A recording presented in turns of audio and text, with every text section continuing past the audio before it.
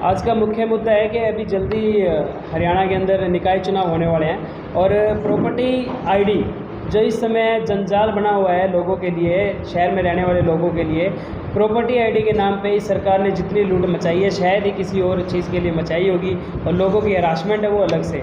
याशी कंपनी एक कंपनी है जिसको पूरे हरियाणा की इन्होंने प्रॉपर्टी आईडी बनाने का ठेका दिया और इनकी खुद की रिपोर्ट है हमारे पास। हमारी सिरसा टीम ने जब धरना दिया और भूख हड़ताल शुरू करी, इनकी खुद के प्रशासन ने लेटर लिखा सरकार को कि इस याशी कंपनी ने 90% प्रॉपर्टी आईडी है वो गलत बनाई है, उसके अंदर भ्रष्टाचार है। इन याशी कंपनी को यही नहीं पता कि हरियाणा के गली कहाँ है, मोहल्ले कहाँ है। उन्होंने ऑफिस में बैठ के उनके स्टाफ ने प्रॉपर्टी आईडी बना दी। और सबसे बड़ी समस्या है कि सरकार ने ये नेसेसरी कर दिया, ज़रूरी कर दिया कि जो भी आप प्रॉपर्टी ट्रांजेक्शन करते हैं उसमें प्रॉपर्टी आईडी की रिक्वायरमेंट है। और तो और प्रॉपर्टी आईडी की फ़ीस है वो किसी ज़माने में ज़मीन की जो कीमत होती थी 120 रुपये से लेके 800 रुपये गज तक के रेट उन्होंने प्रॉपर्टी आईडी के रख दिए। गरीब लोगों के भी प्लाट होते हैं शहरों के अंदर, वो लोग घर बैठे बैठे कर्जवान हो गए प्रॉपर्टी आईडी की वजह से। और प्रॉपर्टी आईडिया गलत बनने के बाद जब किसी प्रॉपर्टी की ट्रांजैक्शन होती है तो एक व्यक्ति को उसके लिए प्रॉपर्टी आईडी अपनी सही करवानी पड़ती है। अब उसका 100 गज का प्लाट है तो वो 90 गज का प्रॉपर्टी आईडी में चढ़ा हुआ है।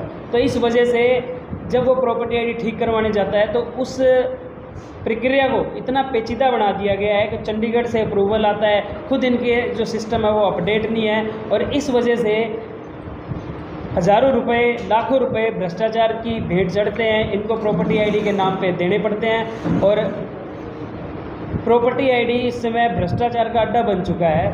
प्रॉपर्टियां लेना देना बेचना आज खाला जी का घर बन चुका है।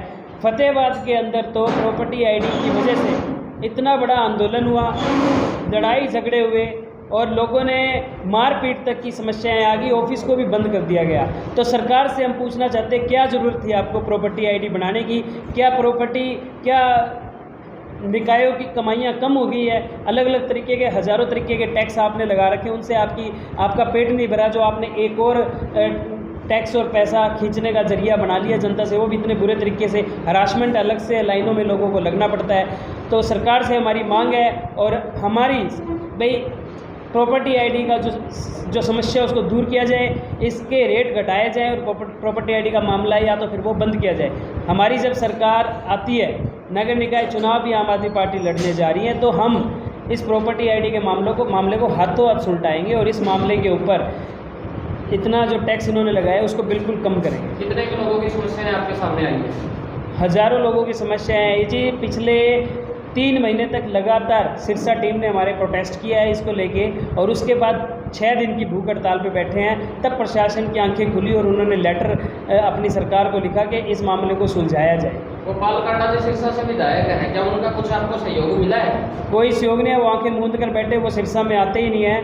सिरसा में इतना बड़ा प्रोटेस्ट हुआ, उसके बाद भी उनमें से उनका कोई प्रतिनिधि हमारे पास नहीं आया। और हमारी टीम ने ये भी कहा कि जो सड़कें बनती हैं, जिन सड़कों को बार बार बनाकर कभी उनको सड़क को कंकर की बनाया जाता है, कभी ईंटों की बनाया जाता है और उस पर भी भ्रष्टाचार है, उस पर भी उन्होंने मांग करी कि सूचना बोर्ड लगने चाहिए। तो सरकार ने कुछ सूचना बोर्ड लगाकर जिस पर इंफॉर्मेशन होती है कि किस अधिकारी ने बनाई है, कितने सालों तक इसका टेंडर उस अधिकारी के पास है उसको ठीक रिपेयर करने का, और कौन कौन से प्रशासन इसमें इंक्लूड है और किस ठेकेदार के अंडर आती है। अब उन्होंने वो बोर्ड हमारी मांग के ऊपर लगाने शुरू किया।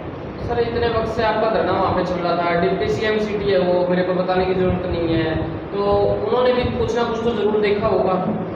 सबने देखा है सर। खट्टर जी आए थे, खट्टर जी के आगे खट्टर की जो हमारे माननीय मुख्यमंत्री हैं उनकी गाड़ी के आगे हमारी पूरी टीम, हमारे जिला अध्यक्ष और पूरी टीम धरने पे बैठ गए थे। उनको पुलिस वालों ने उठाया और उनको वो लेटर दिया गया, सारी बात बताई गई, लेकिन उसके बाद भी कोई समस्या का समाधान नहीं हुआ। क्योंकि हमें लगता है कि याशी कंपनी है, उसके साथ कहीं ना कहीं जो हमारे नेता हैं हरियाणा सरकार के, उनकी भागीदारी है, तभी इतना बड़ा भ्रष्टाचार उनकी नाक के नीचे हो गया। और आज भी वो भ्रष्टाचार सामने है, फिर भी उसका कोई समाधान नहीं हो रहा है। याशी कंपनी का जिक्र कर रहे हैं, नगर निकाय में आती है, नगर निकाय मंत्री हैं कमल गुप्ता जी, तो इसका मतलब वो वो तो खुद कहते हैं मैं साफ सभी का व्यक्ति हूँ, ईमानदार हूँ, आप भ्रष्टाचार के आरोप लगा रहे हैं। देखिए, कमल गुप्ता जी को तो अब उसका प्रभार मिला है और वो भी ये सारे के सारे मंत्री नेता इस भ्रष्टाचार में कहीं ना कहीं लिप्त है, या इनकी तार है वो ऊपर तक कहीं ना कहीं किसी बड़े लीडर के साथ जुड़ी हुई है। नहीं तो अभी तक तो इसका कोई ना कोई समाधान हो जाना चाहिए था, क्योंकि आज हरियाणा के अंदर नगर निकायों के अंदर सबसे बड़ा मुद्दा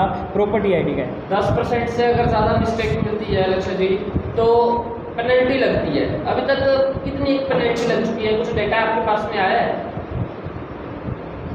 कंपनी के ऊपर किसी तरीके की कोई पेनल्टी नहीं लगी है, लोगों के ऊपर लाखों करोड़ों रुपए की पेनल्टियाँ लग चुकी है।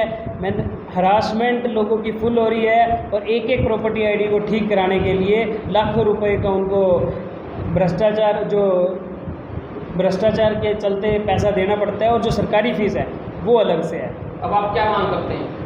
हम सरकार से मांग करते हैं जल्द से जल्द इस प्रॉपर्टी आईडी के मसले का समाधान किया जाए, वरना आम आदमी पार्टी इसके ऊपर बड़ा आंदोलन करेगी और आने वाले निकाय चुनाव में सरकार को इसका हिसाब देना पड़ेगा। लोग तैयार बैठे हैं, लोगों को जितनी हरासमेंट इस सरकार ने प्रॉपर्टी आईडी को लेकर की है उसका बदला आने वाले चुनावों में जनता लेने जा रही है, और अब जनता के पास विकल्प भी आ गया है आम आदमी पार्टी के रूप में, ये भी सरकार समझ ले। बहुत बहुत धन्यवाद। Thank you.